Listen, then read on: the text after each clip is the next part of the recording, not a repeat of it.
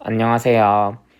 이번 시간에는 순수전단에서 변형률이라는 거를 다룰 겁니다. 무슨 내용인지 설명을 해보면은 저번 시간에 우리가 한 것과 연관을 한번 지어볼게요. 우리는 타우 세타랑 시그마 세타의 공식을 우리가 얻어냈어요. 타우 세타는 뭐냐면은 순수전단 상태의 타우 값을 구한 다음에 코사인 2세타, 경사면 각도가 세타고 거기에 2배 코사인 값을 곱하면 된다. 그리고 시그마 세타는 타우 사인 2세타였다라는 거를 배웠습니다. 근데 이거 왜 배웠냐면 결국 최종적 목표는 최대 응력을 구해야 되기 때문에 그래요. 그래서 최대 전단 응력인 상태 그리고 최대 수직 응력인 상태를 우리가 구했습니다. 근데 그게 어떤 상태였냐면 최대 이 세타 타우 세타를 타우 코사인 2세타라고 구해왔을 때 최대 전단 응력 상태는 이런 응력 요소일 때의 상태였어요. 한번 그려보면은 기억이 나시죠? 0도일 세타가 0도일 때 타우 값이니까 얘가 타우 그리고 얘가 타우 얘가 타우 얘가 타우 이게 최대 값입니다. 자 t 같이 됐네요. 자 타우라고 쓸게요. 타우죠. 얘가 이제 최대인 상태고 최대 전단인 상태였고 최대 수직 응력일 땐 언제였냐면 이렇게 45도일 때 이렇게 얘가 이제 숫자는 타우랑 똑같고 이런 상태라고 마이너스가 붙여줄까요? 이런 상태라고 그때 얘기를 했었습니다. 자, 그럼 이번 시간에는 뭘 할 거냐면은 최대 전단 응력과 최대 수직 응력을 했으니까 응력의 이제 세트인 변형률을 할 겁니다. 이 상태에서의 변형률과 그리고 다음 슬라이드는 수직 변형률, 이 상태일 때 최대 수직 변형률을 구할 거예요. 그거에 대해서 이제 알아보겠다는 겁니다. 얘는 이제 일단 쉽습니다. 최대 전단 변형률은 이렇게 응력을 받아요. 이렇게 응력을 받는 요소는 이 길이가 만약 2예요. 그럼 이 길이도 2, 이 길이도 2, 이 길이도 2인 정사각형이라면은 길이는 2가 그대로 유지가 됩니다. 길이는 2가 유지가 돼요. 근데 여기 각도 있죠? 이 각도가 여기서는 90도였다면 여기서는 90도가 아닌 게 됩니다. 즉 길이는 그대로 유지가 되되 각도는 바뀌는 형태가 되는 거예요. 그러니까 얘는 90도 정사각형이었다면 얘는 그냥 내변 길이만 같은 마른 모입니다. 만약에 원래 응용 요소가 이렇게 있었다면 그러니까 지금 뭘 그린 거냐면은 얘는 지금 이 길이를 그린 거고 이 점선은 지금 이거를 표시를 한 거예요. 그리고 타우도 표시를 해주면은 이렇게 타우가 있습니다. 물론 당연히 세트로 얘도 타우고 얘도 타우인데 얘는 이제 점선이랑 겹칠 것 같아서 그림이 따로 그리진 않겠습니다. 자 이렇게 변형이 될 거예요. 그러면 얘가 지금 이렇게 변형이 됐잖아요. 그럼 이 변형됐다라는 표시를 어떻게 해줄 거냐면요. 그거를 각도로 해줍니다. 전단 변형률은 각도로 표시를 해줘요. 그럼 왜 그러냐면요. 원래 변형률은 길이의 변화가 조금 더 익숙한데 여기서는 길이가 그대로라 그랬잖아요. 마름모로. 그래서 길이는 변하지 않고 오직 변한 건 각도입니다. 전단 응력은 길이 변화 없이 각도 변화만 있기 때문에 전단 변형률을 각도로 우리가 체크를 해주는 겁니다. 그러면 각도는 뭐가 되냐면요. 이 각도가 원래 90도였죠. 90도. 그리고 이 각도가 있죠. 이 각도. 그거에 줄어든 각도가 전단 변형률이 됩니다. 만약 여기가 이제 세타라고 부르면은 90 마이너스 세타가 전단 변형률이 되는 거예요. 그러니까 이게 헷갈리시면 안 되는 게 변형 후에 이 세타가 전단 변형률이 아닙니다. 전단 변형률은 변화된 양이에요. 이런 거죠. 3cm인 봉이 있어요. 근데 그게 지금 이렇게 늘어나가지고 4cm가 됐습니다. 그럼 변화량은 얼마냐면 1cm가 증가를 한 거죠. 그것처럼 변화라는 거는 차이를 말하는 거예요. 차이.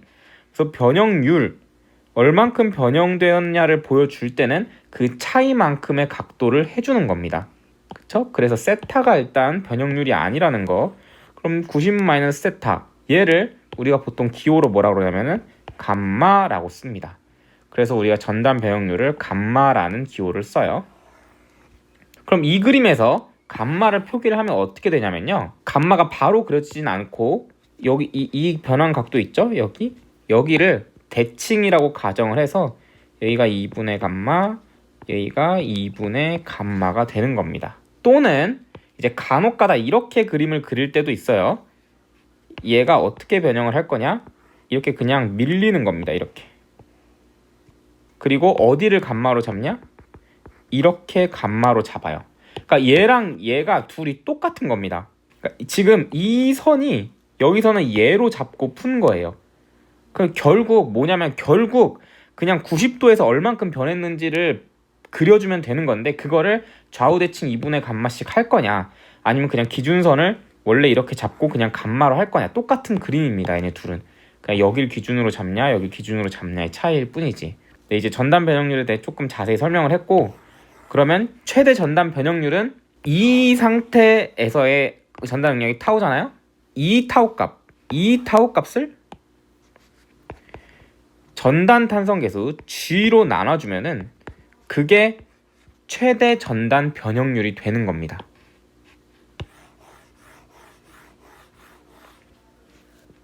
제가 조금 약간 헷갈리게 말을 했지만 이렇게 표기를 하는 거는 모든 전단 변형률이 그렇고 지금 순수 전단에서 최대 전단 변형률은 이 상태에서 이렇게 변한 겁니다. 그럼 이때 변한 감마 이 감마는 이 상황에서의 2분의 감마 2분의 감마를 더한 그 감마예요. 이때 감마는 이 90도일 때의 타우 값을 가져온 다음에 전단 탄성계수 G로 나눠준 거랑 똑같다라는 겁니다. 근데 얘보다 좀 어려운 내용은 뭐냐면요. 이겁니다. 최대 수직 변형률. 앞에랑 똑같이 최대 수직 응력은 이렇게 45도인 상태에서 제가 온다 그랬었죠. 표기를 해보면은 얘가 지금 45도인 거예요. 그쵸? 얘를 지우고 응력을 체크를 해보면은 이렇게 보통 썼죠. 이쪽으로는 인자응력이 오고 이쪽으로는 압축응력이 옵니다. 그때 값은 이제 모두 숫자로 타우로 쓰죠. 타우. 네. 수직 응력 이렇게 썼다고 전단 응력이 아니에요. 얘는 이 면에 수직이기 때문에 수직 응력인데 그 값이 앞에 있는 이 타우랑 똑같기 때문에 타우를 쓰는 거라고 이제 저번 강의에서 얘기를 했습니다. 이제 이렇게 된다면 이렇게 응력을 받는다면 이렇게 변화를 할 거예요. 자, 얘도 똑같이 원래 정사각형 모형을 그려보면 얘 정사각형이에요. 이제 그렇게 안 보이시겠지만 정사각형으로 얘기를 할게요. 자, 이때 난 뭘 구하냐? 최대 수직 변형률인데 최대 수직 변형률은 입실론 맥스라고 쓸게요. 입실론 맥스. 자, 얘는 어떻게 구하냐? 지금 이 길이 있죠? 이 길이가 얼만큼 변했는지를 볼 겁니다. 그러니까 즉 원래 이렇게 있던 이 길이가 이렇게 변화를 했잖아요. 길이가 지금 늘어난 거예요. 그 변할 때 수직 변형률을 제가 구할 거예요. 자, 그러면 얘는 얘 왜 이렇게 늘어났냐면요. 두 가지 요인이 있어요. 두 가지 요인인데 이게 여기에 1번 요인을 적고 여기 2번 요인을 적을게요. 1번 요인, 첫 번째 요인은 뭐냐면요. 얘와 얘가 이 요소를 늘려요. 그쵸? 그래서 이 길이가 이렇게 길어집니다. 그럼 얘는 어떻게 되냐? 이걸 우리가 재료역학 1장에서 했죠? 이때 변형률은 얘가 받고 있는 수직 응력, 타우죠? 그거를 탄성계수 2로 나누어 주면 돼요. 그러니까 원래 입실론은 2분의 이제 시그마잖아요. 그래서 시그마는 이 입실론이라는 후계 법칙이 유명한데 이 시그마가 지금 여기선 타우가 됐다는 겁니다. 수직 응력이니까. 자, 근데 이 1번 요인은 주관적으로 당연한데 이 2번 요인이 늘려주는 게 있어요. 뭐냐면요. 얘 있죠? 얘와 얘가 이 요소를 눌러요. 압축을 시키잖아요. 그러면은 압축하면서 얘가 이렇게 튀어나가게 됩니다. 조금 더 이거를 표현하는 지표는 포화송 B라고 우리가 이것도 재료역학 1장에 있었던 내용이긴 합니다. 그러니까 우리가 항상 물체를 그냥 누르면은 이런 물체가 있어요. 고무차륵이라고 할까요? 그럼 얘를 이렇게 손바닥으로 누르잖아요. 그럼 손바닥으로 누르면은 여기와 여기가 이렇게 튀어나오게 돼요. 이 옆부분들이. 그런 역할을 하는 겁니다. 얘와 얘가. 자, 그러면 첫 번째 요인은 얘와 얘가 직접 당겨서 늘린 거. 근데 2번 요인은 뭐냐면은 얘와 얘가 눌러가지고 튀어나오는 게 2번 요소라는 거예요. 자, 그럼 얼만큼 튀어나오냐? 그게 포화송 B고, 여기다가 포화송 B 공식을 잠깐만 한번 다시 써보면은 누라고 이제 부르죠. 포화송 B는 얘는 마이너스 입실론분의 입실론 프라임이라고 이제 기호로는 그렇게 쓰고, 한국말로 쓰면요 마이너스 축방향 변형률, 그냥 변까지만 쓸게요. 그리고 횡방향 변형률이에요. 내가 이렇게 물체를 이렇게 눌렀어요. 그 힘이 작용한 방향, 그러니까 축방향이 그 힘이 작용한 방향이에요. 그 힘이 작용한 방향만의 변형률, 즉 이 길이죠. 이 길이들. 왜냐면 이 길이들이 지금 이렇게 힘을 줬기 때문에 줄어든 길이들이에요. 얘네들이. 그래서 이거에 해당하는 변형률 분의 횡방향 변형률은, 그래서 이렇게 눌러서 늘어난 길이, 즉 얘가 이렇게 된 그 길이, 그러니까 표현을 해보자면 이 정도가 되겠죠. 얘네들의 비율을 포화송 B 누라고 부르는 겁니다.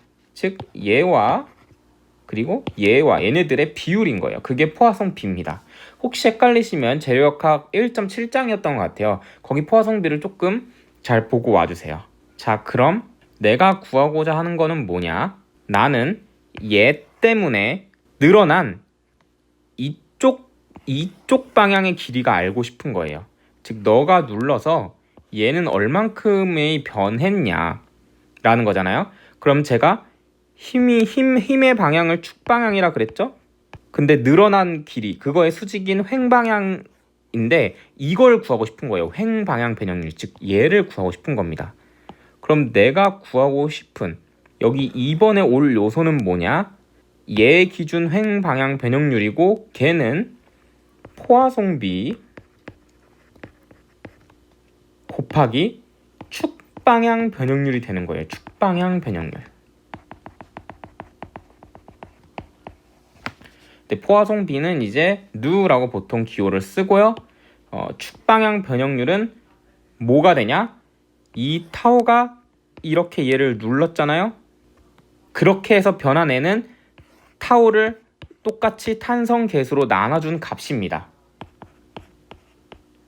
그러니까 얘는 지금 아까 이 1번 요소 할 때 2분의 타우는 얘 방향이 이거를 그대로 늘린 거잖아요. 그거랑 똑같이 지금 힘과 같은 방향의 길이 변화를 보고 싶기 때문에 얘와 얘의 식은 똑같을 수밖에 없습니다.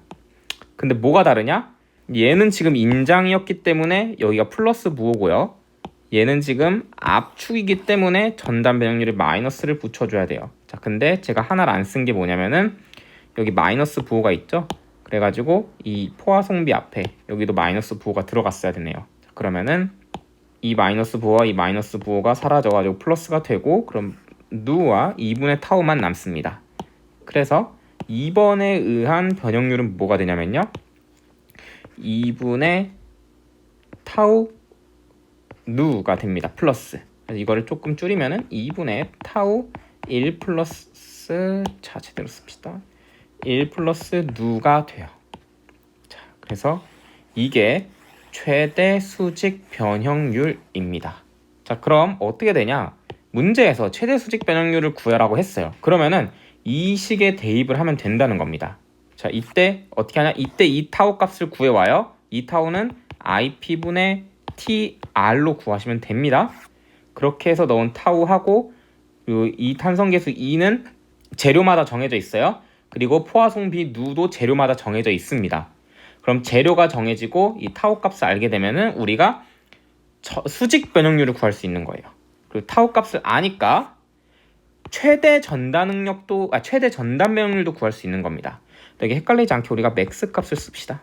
자, 됐죠?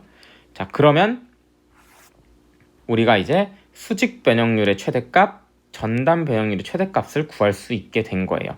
당연히 그의 세트인 최대 전단 응력과 최대 수직 응력도 구할 수 있게 된 거고요. 자, 이제 마지막 이야기를 하고 이번 강의를 끝내볼게요. 이게 조금 헷갈릴 수 있어가지고 제가 넣은 내용인데 뭐냐면요, 전체 그림에서 우리가 판단한 최대 수직 응력, 최대 전단 응력, 그리고 최대 수직 변형률, 최대 전단 변형률을 표시를 해볼 건데 뭐가 중요하냐면요. 얘와 얘는 사실 동시에 일어난다는 게 중요합니다. 무슨 얘기인지 설명을 해볼게요. 제가 이 그림에서 이 전단 요소가 아니죠. 이 응력 요소를 따왔을 때 했던 이야기가 있어요. 어떻게 이 그림에서 이걸 따온 거냐면은 이 면에 평행하게 단면을 잘라요. 그쵸? 그 다음에 좀 과장되게 그릴게요. 이런 정사각형 형태, 얘를 따오면은 이 상태가 되는 거였습니다. 그쵸? 그래서 타우, 타우, 타우, 타우가 된다고 얘기를 했어요. 그리고 여기에 작게 표시를 해보면은 이게 지금 변형이 돼서 이런 대각선 형태가 된다고 했죠? 그럼 얘는 어떻게 따온 거냐면 얘는 경사면을 이렇게 따온 거였어요. 경사면 세타일 때 따온 거. 근데 지금 우리가 최대값들을 보고 있는 거기 때문에 여기를 우리가 45도라고 해놓고 그림 표시를 해볼게요. 파란색으로 표시를 해볼게요. 자, 그럼 얘는 경사면이 이렇게 45도를 따오고 이 각도에 대해서 뭐 이런 식의 길이를 따온 겁니다. 이런 느낌으로 따온 거예요. 당연히 지금 이 각도가 45도를 따온 거잖아요. 그래서 이 각도를 우리가 45도라고 보는데 여기에도 이렇게 응력값이 존재를 할 겁니다. 이렇게 타우, 여기도 타우, 여기도 타우인데 얘는 이렇게 잘라도 되고 이쪽에 잘라도 되고 이쪽에 잘라도 됩니다. 어느 위치든 45도가 되게 자르면 이게 똑같아요. 무조건. 자, 그때 이 상태에서의 감마는 G분의 타우라고 얘기를 했고요. 이 상태에서의 입실론 맥스 수직 변형률 값은 1 플러스 누의 2분의 타우라는 얘기를 제가 했습니다. 근데 이거를 왜 보여주냐면은 아까 얘기했던 이 두 상황은 동시에 일어난다는 걸 얘기하고 싶어서 그렇습니다. 이 요소에서 이 길이 있죠. 이 길이는요 사실 이 길이랑 똑같은 길이입니다. 이 그림에서 보면요 요소를 이렇게 잘라왔지만 사실 이 요소가 변이 4개여서 이 4개에 초점을 맞추긴 했어요. 근데 이 대각선 있죠. 이 대각선을 보면 사실 이 요소에서 이 길이와 똑같다는 겁니다. 얘와 얘는 똑같은 길이에요. 그냥 우리가 가상으로 이렇게 떼왔을 뿐입니다. 뭐 이제 굳이 그려보면은 이런 그림과 이제 이런 그림이 사실 겹쳐져 있는 겁니다. 얘가 이렇게 겹쳐져 있는 건데, 그러니까 이 똑같은 위치예요. 똑같은 위치에서 이렇게 잘라오는 게 이거였고요. 이렇게 잘라오는 게 이걸 뿐이에요. 그래서 이 둘은 동시에 일어난 건데 내가 어떤 걸 떼왔냐의 차이인 것 뿐이고요. 이 길이는 그래서 이 길이랑 똑같은 겁니다. 저 이 얘기를 왜 하냐면 이번 시간에 설명할 건 아니지만 3.6장에서 탄성계수 2와 G의 관계를 배웁니다. 그러니까 수식을 낼 거예요. 수식을. 자, 그러면 수식을 우리가 하나의 식에 2와 G를 넣을 거거든요. 그러면은 2와 G가 한 수식에 작성될 어떤 실마리가 있어야 돼요. 자, 근데 그 실마리를 누가 제공하냐면요. 지금 이 전단 변형률이 일어난 상태에서 얘가 G를 가지고 있죠. 그리고 수직 변형률이 일어난 상태에서 2를 가지고 있잖아요. 근데 이 길이가 변형한 정도를 감마로 표기하고 이 길이가 변형된 정도를 입실론으로 표기를 하잖아요. 근데 얘와 얘는 원래 같은 길이였기 때문에 그 둘이 같을 것이다 라는 걸로 공식을 두면은 G와 E가 한 식에 들어가게 됩니다. 그러니까 이런 느낌이에요. 그래서 얘와 얘가 그림은 이렇게 그렸지만 같은 지점에서 그냥 우리가 가상의 응력 요소를 모양만 다르게 잘라온 거라는 걸 아셔야 됩니다. 저도 이 파트를 요약을 해서 이렇게 핵심만 전달할 정도의 실력이 아직 안 되는 것 같네요.